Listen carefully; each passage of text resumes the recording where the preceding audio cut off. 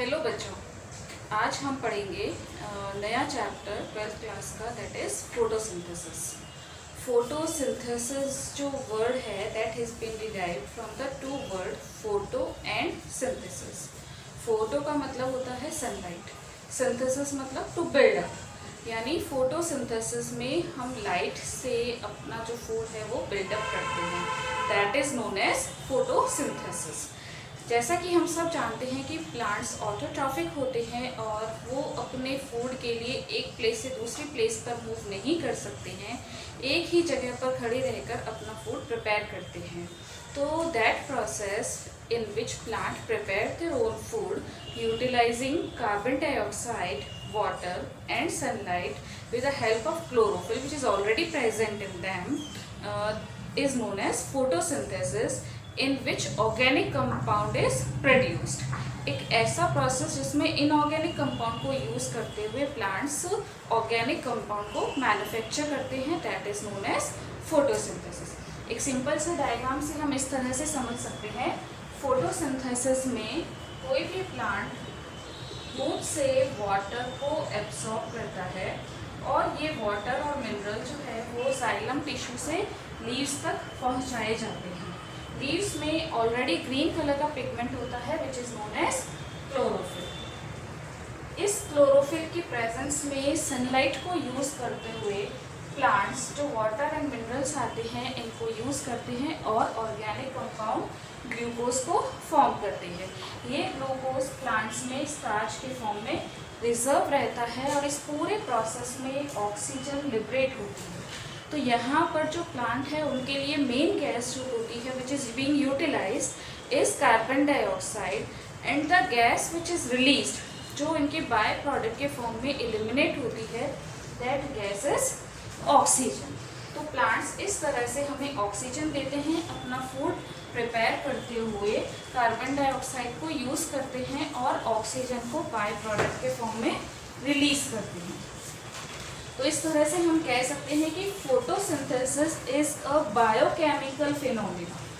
एक तरह से ये किस तरह का फिनोमिना हो गया? बायोकेमिकल फिनोमिना होता है जिसमें approximately 1.55 into 10 raised to the 11 tons of dry matter is produced। इतना dry matter approximately produce होता है plants annually, और ये सारा जो ऑर्गेनिक मैटर बनता है ये फोटोसिंथेसिस से बनता है जिसको दूसरे एनिमल्स कंज्यूम करती हैं। तो photosynthesis can be defined as a series of process in which sunlight, by utilizing sun energy, plants convert solar energy to chemical energy which can be used for biosynthetic process। यहाँ पे इन्होंने sunlight को use करके और chemical compounds के form में glucose बनाया और इस ग्लूकोज को डिफरेंट एनर्जी पर्पस के लिए यूज़ में लिया जा सकता है। तो ये जब कन्वर्जन होता है तो plant absorb energy, solar energy from the sunlight, use chlorophyll. This chlorophyll is already present in the leaves and CO2 is also used which can be obtained from the environment, and in return glucose is formed।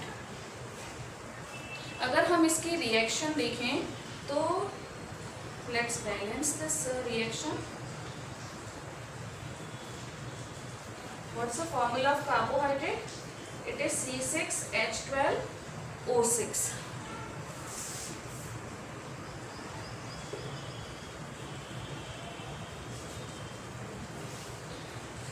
In complete photosynthesis, carbon dioxide and water in the presence of chlorophyll and sunlight gives us carbohydrate plus oxygen and water। In this reaction, water is oxidized। This water is oxidized by using the radiant energy or solar energy,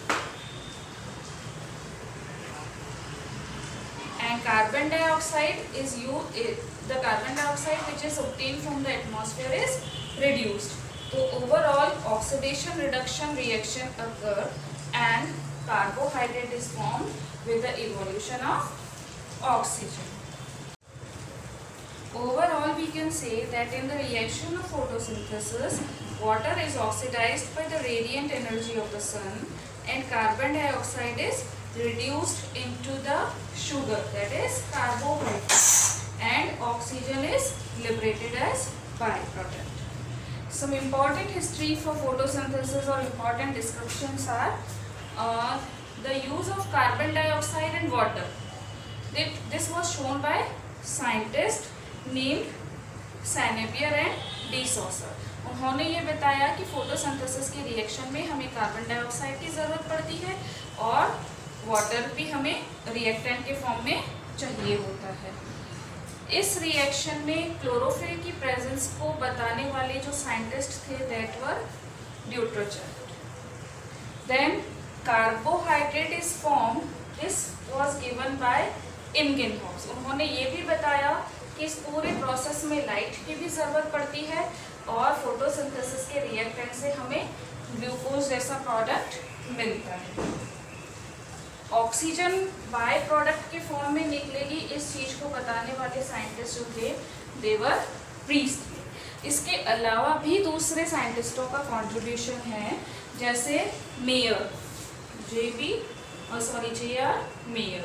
उन्होंने हमें ये बताया कि green plants convert light energy into chemical energy. यहाँ पर ये light energy chemical energy में convert हो रही है, ये बात हमें मेयर ने बताई।